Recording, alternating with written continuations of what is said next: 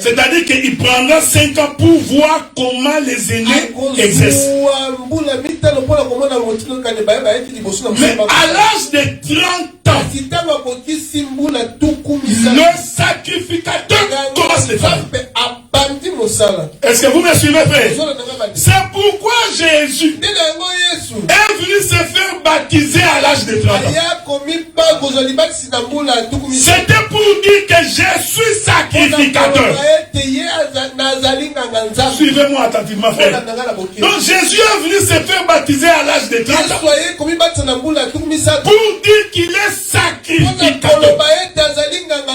Donc la sacrificature, c'est l'âge de 30 ans.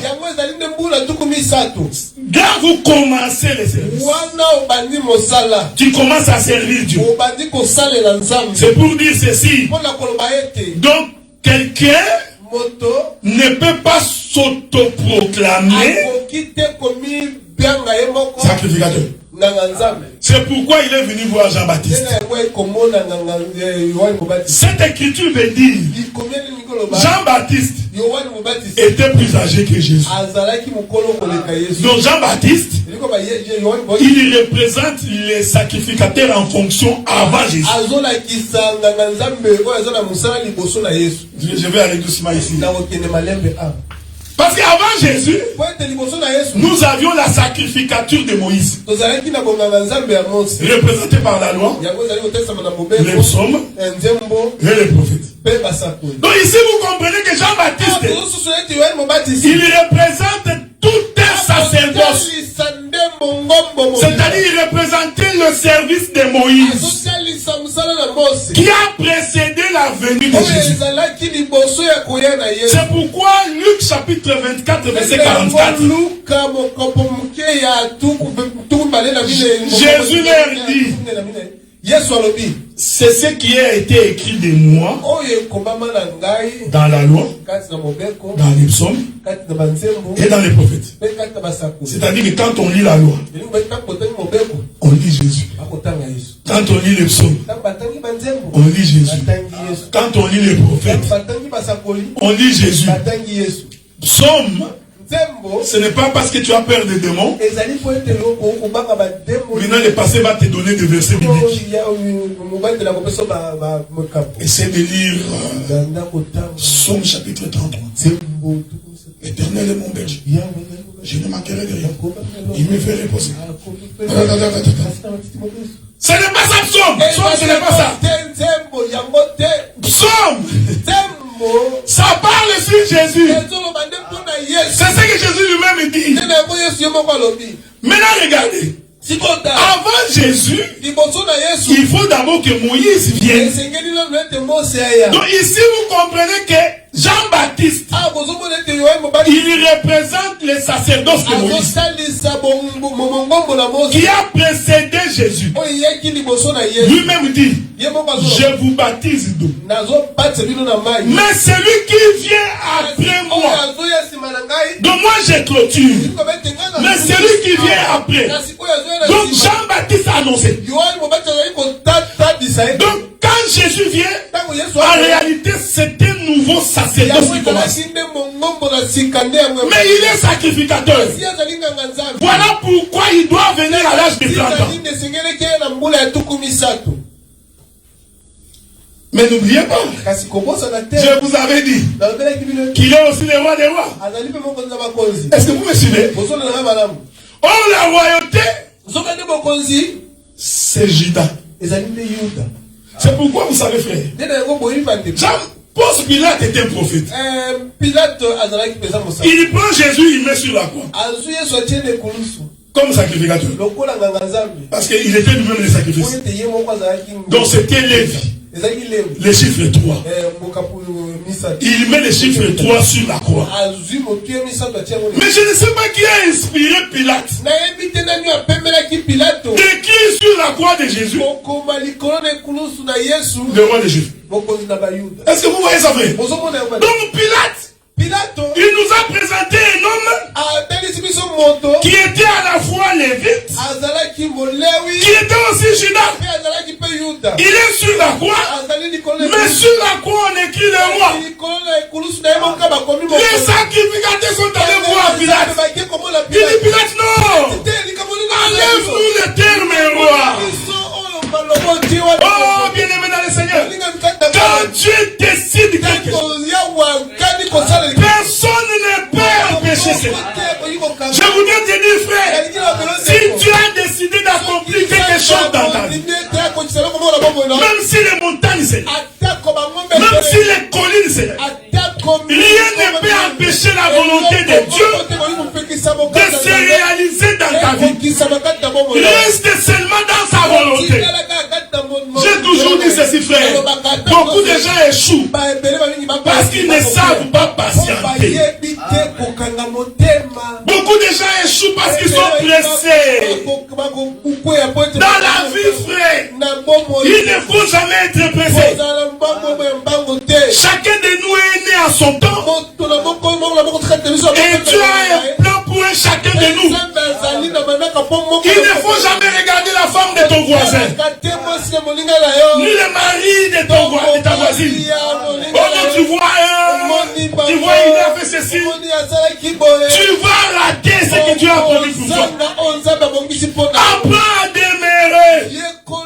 La Bible dit, la prophétie de l'Éternel, même si elle tarde pour s'accomplir, mais une chose est certaine, elle finit par s'accomplir.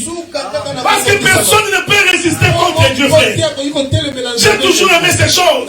Quand ils sont sortis de l'Égypte, arrivés devant la mer rouge, il n'y avait pas de chemin. Je vous avais dit la fois passée, Moïse, avant de venir délivrer Israël, il connaissait le chemin. Parce qu'il avait quitté chez les Madianites. Il est venu chez le Pharaon pour sortir. Pourquoi il n'est pas sorti par les mêmes chemins? Parce qu'il connaissait les chemins. Même son frère Aaron était venu le visiter, non? Donc Aaron n'a pas traversé la mer rouge. Donc il y avait un chemin pour aller là-bas. Donc Moïse pouvait passer. Mais pourquoi Dieu a-t-il conduit Moïse jusqu'à devant la mer rouge? C'était pour te dire, frère, qu'il faut à un moment donné que tu trouves qu'il n'y a pas d'issue. Mais n'oublie pas qu'il est l'Éternel. C'est lui qui t'a dit de sortir. Vous savez, il y a des gens qui ne savent pas pourquoi ils croient. Ils ne savent pas pourquoi ils croient. Quelle est la parole que Dieu t'a dit? C'est lui qui a entendu la voix de Dieu. Il ne peut pas s'en détourner. Même les difficultés, même les problèmes, même si la poche est vide, c'est lui qui a entendu la voix de Dieu. Il est rassuré que l'Éternel me donnera la victoire. Les sacrificateurs posés là. Enlève-nous le roi. C'est le chiffre 4. Pour la Bible, Jésus devait porter ses deux attributs. Il était lévite et il était roi. C'est-à-dire c'est le chiffre 3 et le chiffre 4. Le chiffre 3, c'est les sacrifices. Le chiffre 4, c'est la royauté. Pilate répond, ce que j'ai écrit. Ici nous comprenons que Pilate, c'est Dieu. Ici, c'est Pilate qui parle là. C'était Dieu. D'ailleurs, j'aime Pilate. Il prend Jésus. Il pose la question la nuit. On vérifie. Il se réveille le matin. Il appelle le peuple, venez. J'ai examiné cet homme. Je l'ai bien examiné. Ici c'est Dieu qui parle, frère. J'ai trouvé en cet homme aucun qu'il. Donc il n'a aucune tâche. Parce que l'écriture dit, quand tu veux offrir à l'Éternel, n'offre pas un animal boiteux ou qui a un défaut corporel. Dieu n'aime pas l'offrande avec des défauts. Ne sois pas un voleur. Un voleur. Maintenant tu vas interpréter. Bien-aimé dans le Seigneur. Dieu a dit, il faut donner le foi sans défaut. Oh, bien-aimé, pas les défauts. Bien $2000.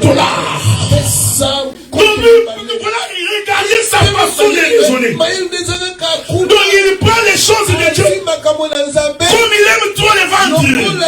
Comme les serpents qui marchent sur les vents. Donc toute sa prédication, il est en train de chercher l'argent.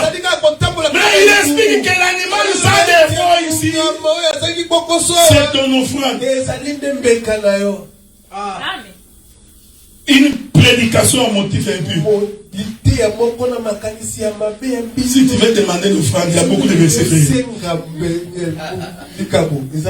Il y a beaucoup de versets plus clairs. Apportez vos offrandes dans la maison. C'est simple. Qu'est-ce qui est compliqué là? Si tu n'as pas l'argent, demande frère. La Bible dit que celui qui demande recevra. Donc si moi j'ai besoin d'argent, mais je vais appeler ma Brigitte. Il faut que tu me donnes $100. D'ailleurs, moi, je vais demander sans passer par 4 chemins. Pas de versets, j'ai demandé. Mais si je commence à prendre des versets avec l'idée de vous soutirer l'argent, si tu as une passée comme ça, tu es en train de marcher en compagnie de l'enfer. Tout près de toi. Encore un peu de temps, tu vas tomber dans Pilate examine. Il confirme. Il dit sans défaut. Je n'ai trouvé aucun crime. Parce que dans la préscience de Dieu, l'animal qui devait être sacrifié devait être sans défaut. C'est pourquoi avant de sortir de l'Égypte, Israël devait examiner l'agneau. J'exhorte, frère. On ne peut pas sortir de l'Égypte avec un agneau avec défaut. Ici l'agneau. Donc parce que quand je parle comme ça, toi tu es dans la bergerie. Tu es en train de voir les agneaux. Maintenant je vais descendre pour que tu vois clair. Tu es en train de dire amen parce que toi tu vois l'agneau. J'espère que tu vas continuer toujours à dire amen. L'agneau sans défaut ici, c'est la parole sans défaut. Donc si la parole a des défauts, le peuple ne peut pas être sauvé.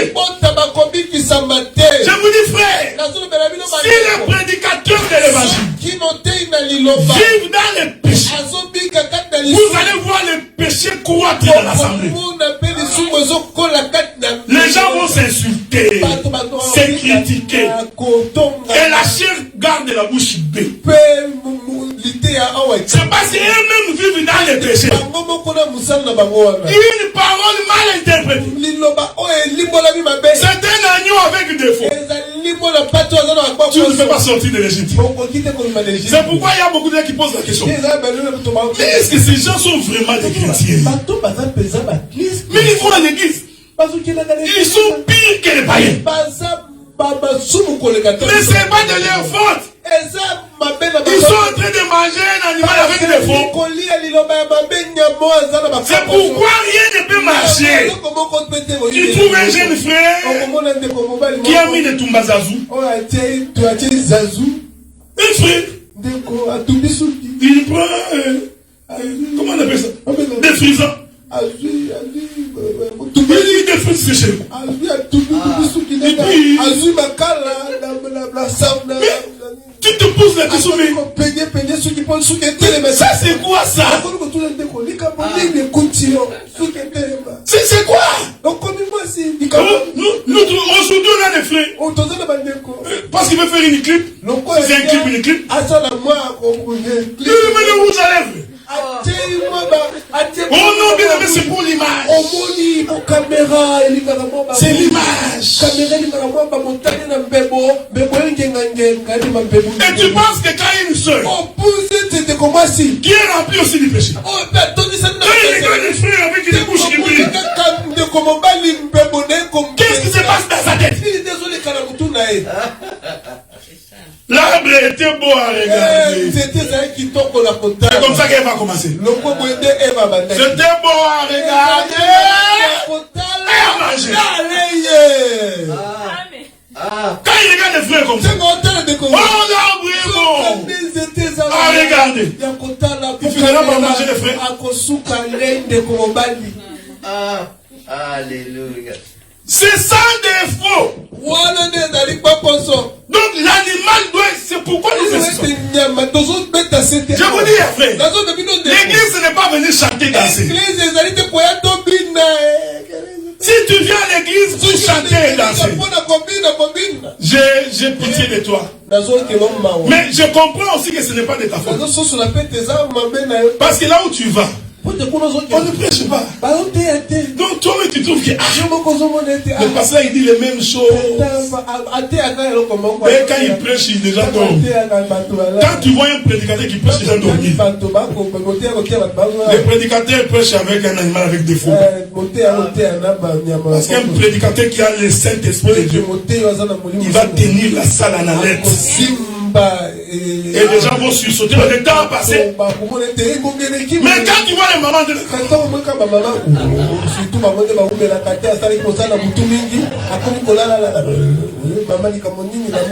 là tu commences à faire comme un père. Tu vois un père. C'était comme ça. Les chansons populaires. On faisait comme ça. Maintenant tu verras un prédicateur. Alléluia! Dans son palais, tout c'est dit. Il pense que vous allez vous réveiller. Dans son palais, tout c'est dit.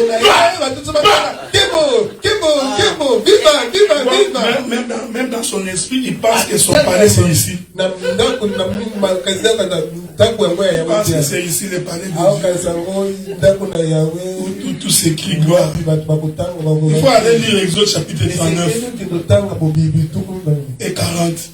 Tu comprendras ça signifie quoi dans son palais. Tout s'écrit gloire. La Bible dit que quand on a fait le tabernacle, selon le modèle du ciel,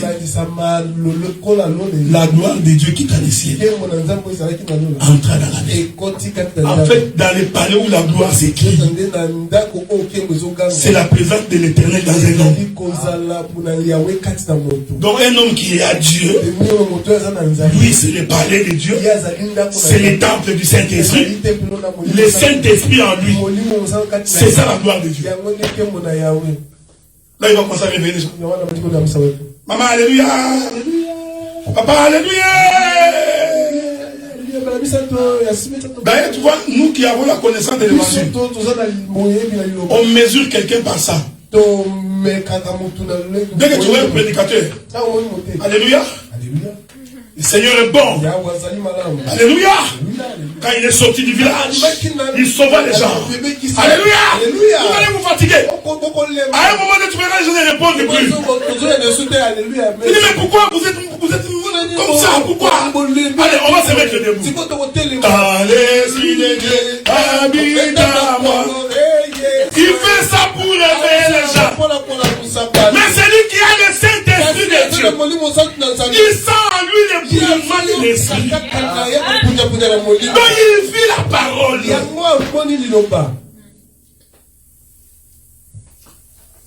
Prenez-le maintenant. Mais avant de les sacrifier, je vais écrire. C'est le roi. Maintenant, regardez, j'ai encore 10 minutes. Prenons l'écriture, mon bien-aimé. Je vous donne l'écriture, comme ça on va avancer. Acte des apôtres. Le chapitre 7. Lis-moi d'abord le verset 23.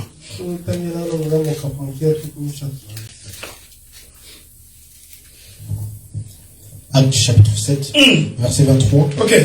Le nom de Jésus. Il avait 40 ans. Oui. Il avait 40 ans lorsqu'il lui vint dans le cœur de visiter ses frères, les fils d'Israël. Restez debout, mon frère. Ici, l'Écriture dit, le jour où Moïse vient pour séparer ses deux frères qui s'est battu, Moïse avait 40 ans. Donc cela veut dire, Moïse a vécu 40 ans dans la maison de Pharaon.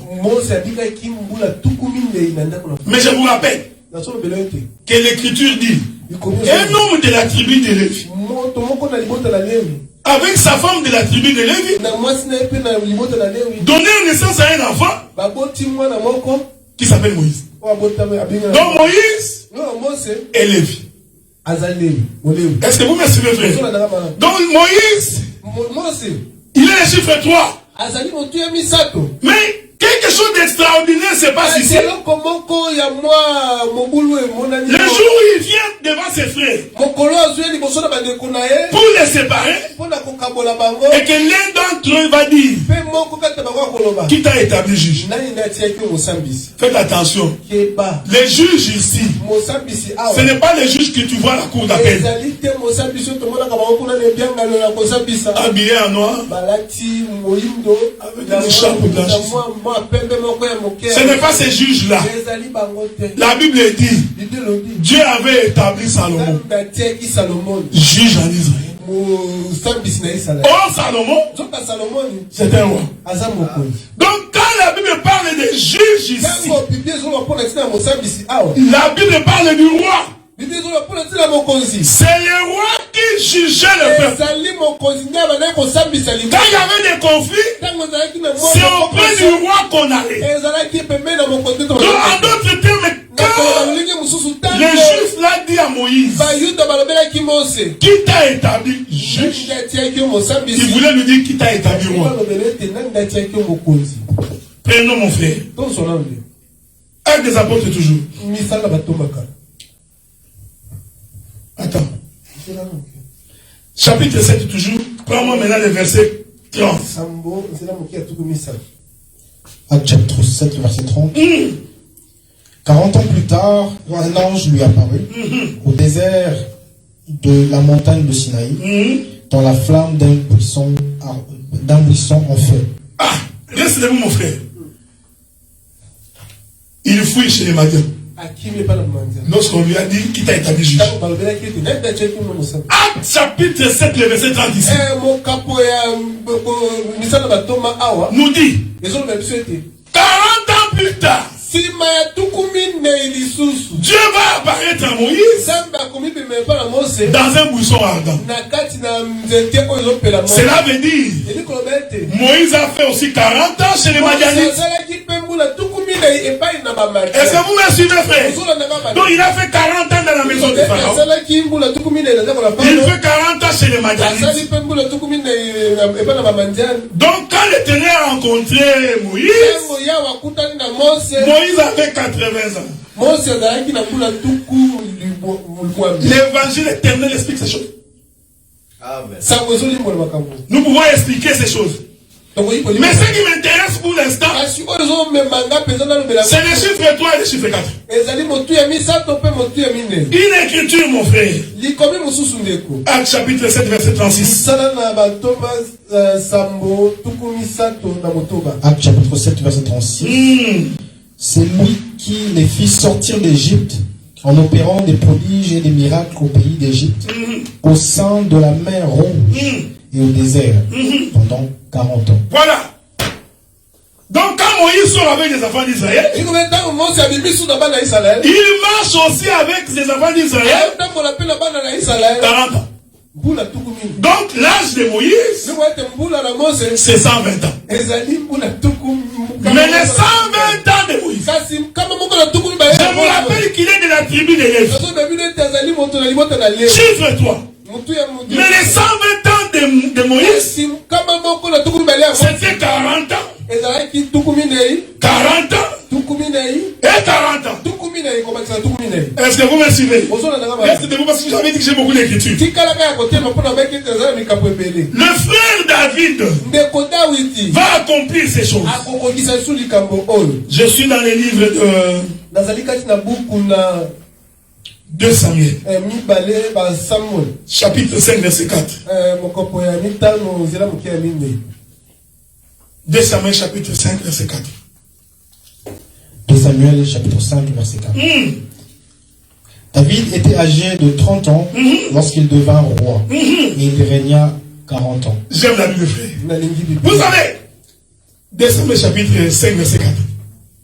Merci, mon frère. Dieu, c'est un Dieu de précision. C'est pourquoi, frère, quand tu es prédicateur, j'ai toujours dit ceci. Il faut pas beaucoup lire le Nouveau Testament.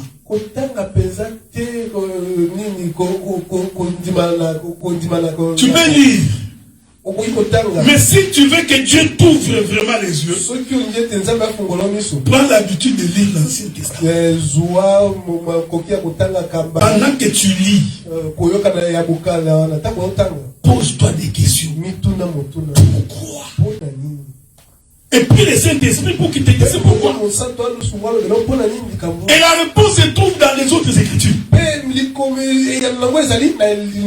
Donc un prédicateur qui ne lit pas la Bible régulièrement, il va commencer à répéter le même enseignement.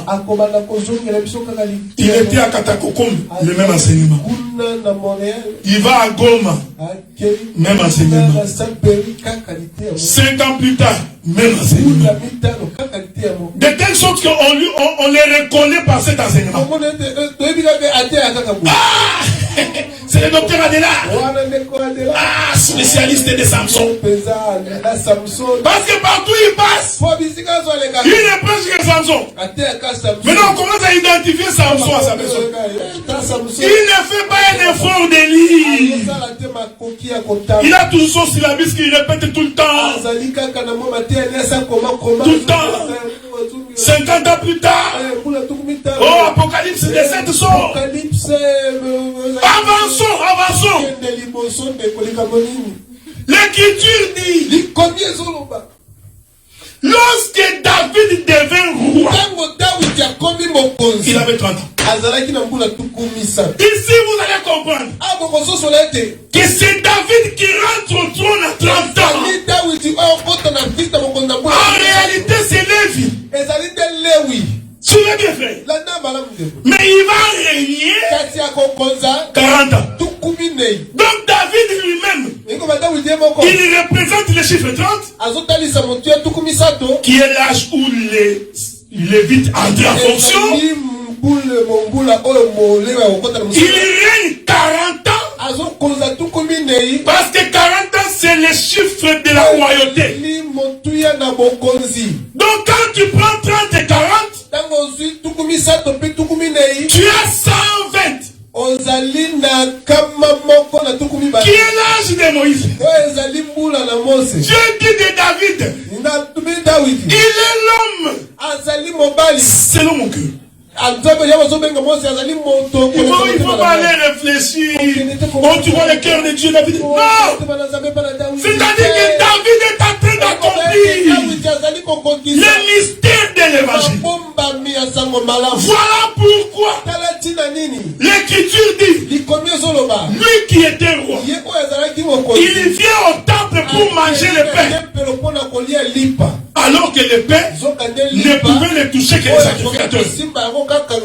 Donc quand David entre comme ça, avec ses hommes, il représentait les sacerdoces. Mais quand il prend ces gens pour manger, il représente les sacerdoces royales. J'ai expliqué ça par Melchisedec, qui est à la fois sacrificateur et roi de Salem. Donc regardez maintenant, Moïse répète ça en 3 branches.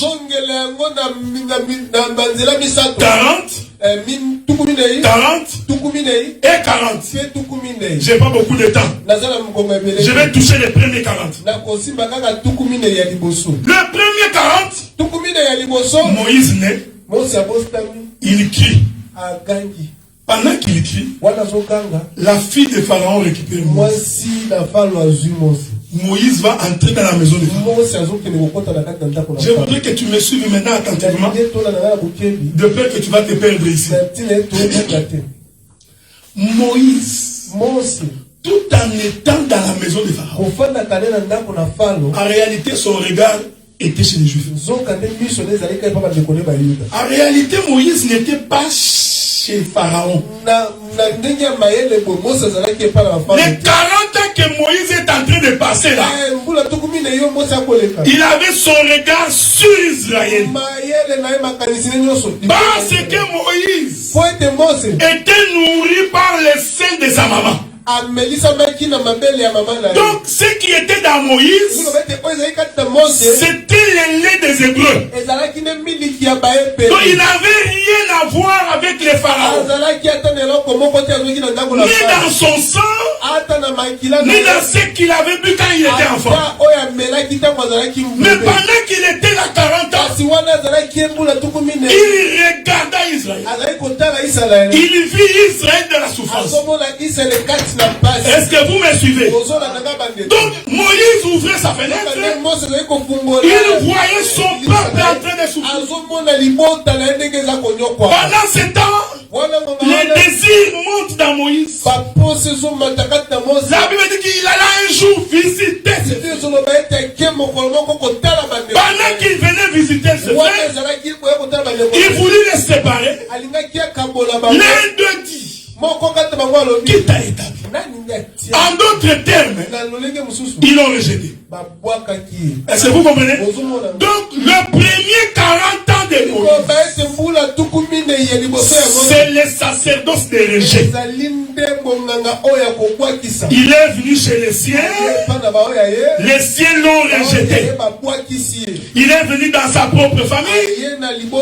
Sa propre famille dit: qui t'a établi juge? Qui a fait de toi roi?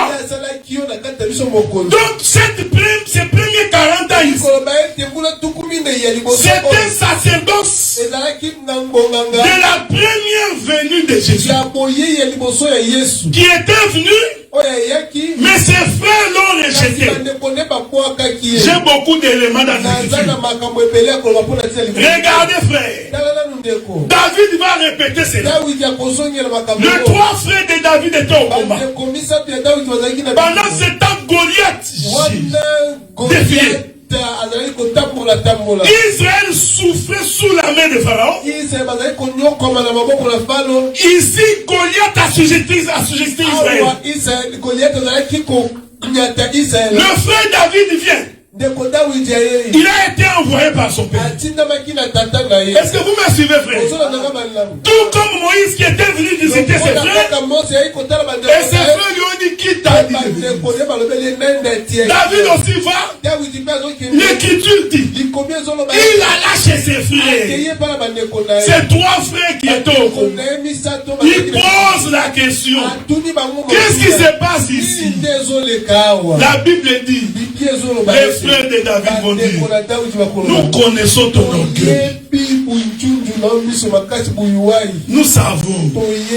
On n'a pas besoin de toi ici. Donc les 3 frères ici de David vont rejeter David. Est-ce que vous voyez? De la même manière qu'ils ont rejeté Moïse dans le premier 40 ans, David aussi accomplit cela.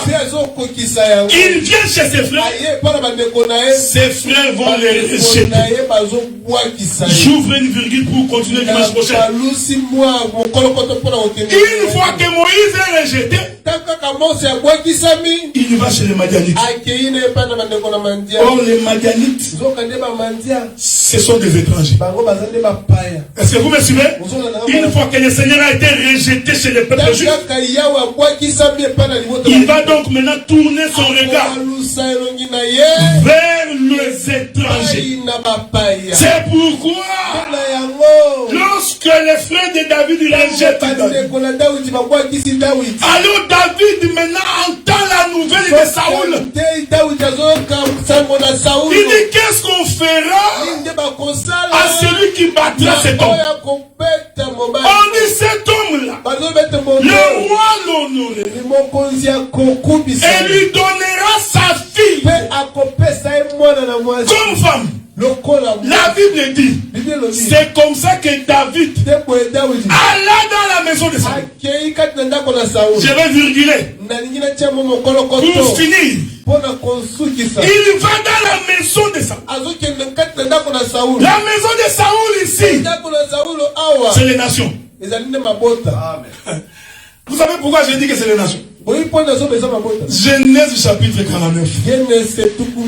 Dieu avait dit, Juda, tu seras roi.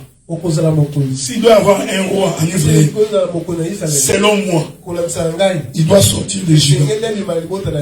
Mais Saül, il était de Benjamin.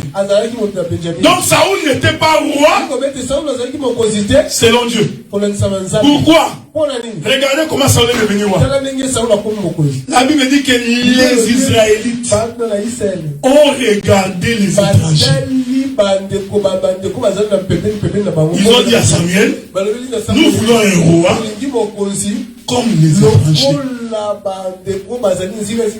Est-ce que vous me suivez? Donc Saül était roi selon les étrangers. Donc prophétiquement, la maison de Saül ici représente les peuples des étrangers. C'est pourquoi David est allé là-bas, parce qu'il savait que c'est là-bas qu'on va trouver une femme. C'est pourquoi Moïse va aller chez les Madianites, et c'est là-bas qu'il va épouser Séphora. Je vais revenir dimanche prochain. Parce qu'il va aussi faire 40 ans avec Séphora. Nous disons, frère, Jésus doit faire 40 ans avec nous. Il ne peut pas contredire les Écritures. C'est pourquoi Moïse disait, Dieu vous suscitera un prophète comme moi, qui était venu en premier, qui a été rejeté. Il va aller chez le Madianite. J'expliquerai ce qu'il va faire là-bas. Quand il va finir chez les Madianites, il va rentrer en Israël. Cette fois-ci, personne ne lui posera la question. Qui t'a établi? C'est pourquoi nous disons dans la prophétie, si aujourd'hui Dieu a tourné les doigts à Israël, c'est parce que Moïse est chez les Madianites. Quand il aura fini avec les Madianites, il revisitera ses frères. C'est ce que la Bible dit. Israël est tombé dans l'assoupissement jusqu'à ce que la totalité des païens soit entrée. Une fois que cette totalité rentre, quand je dis totalité ici, c'est pas français. Tout, ça ne veut pas dire tout. Non, non. Totalité ne veut pas dire tout. Selon les Écritures. Totalité ici, c'est Séphora. Donc quand il finit avec nous, il va retourner visiter ses frères. Vous voyez pourquoi je vais rester jusqu'au mois de juin? Parce qu'il y a l'enlèvement qu'il faut parler ici. Donc, j'ai tout mon temps. Si les bergers obèdent à des projets, qu'il oublie, qu'il prie pour moi, que Dieu me donne encore la force. Si l'un de nous a un projet pour mon fils, je suis encore jusqu'au mois de juin. Est-ce que vous comprenez? Terminons par une écriture. Juste une écriture. Prends-moi Josué chapitre 14 verset 7. J'aime la Bible, frère. Josué chapitre 14 verset 7. Josué chapitre 14 verset 7. J'étais âgé de 40 ans lorsque Moïse, serviteur de l'Éternel, m'envoya de Kadès Barnéa pour explorer le pays. Et je lui fis un rapport avec droiture du cœur. J'aime ces choses. Ouais, quand tu lis la Bible, c'est comme une sauce qu'on a mis de la bonne tomate. Moi, je me pose la question, comment les gens ne trouvent pas ils trouvent pas bon l'évangile? La Bible dit que fais de l'Éternel tes délices. Qu'est-ce qui fait que tu ne sens pas que l'Éternel est bon? La Bible dit que si tu as goûté, que l'Éternel est bon. Mais tu dois t'approcher, frère. Regardez. Ils arrivent devant Cana. Parce que Cana, on devait les conquérir. Donc Cana, c'est toute une femme. Oh, ne peut régner sur la femme que le roi. Frère, le mari, ça c'est l'enseignement que nous avons. Et le roi de la femme. C'est avec amour. Ne va pas définir la royauté parce que tu es en colère contre les hommes. Non, c'est avec amour. Donc, prendre la femme, c'est conquérir tout un pays. Il y a des démarches qu'on fait. J'aime ces choses belles.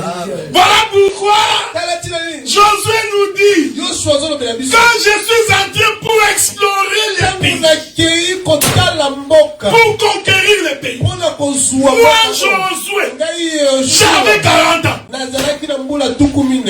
C'est pas pour rien qu'il avait 40 ans. C'est parce qu'il typifiait la royauté. Donc c'est le roi qui règne pendant 40 ans. C'est pourquoi je vous avais dit qu'il n'y a que Moïse, Élie et Jésus qui ont fait les jeûnes de 40 jours. Et ce sont ces 124 qui vont conquérir. Amen, amen. Que l'Éternel Dieu du ciel, qu'il est possible pour bénir. Nous allons nous mettre debout pour prier.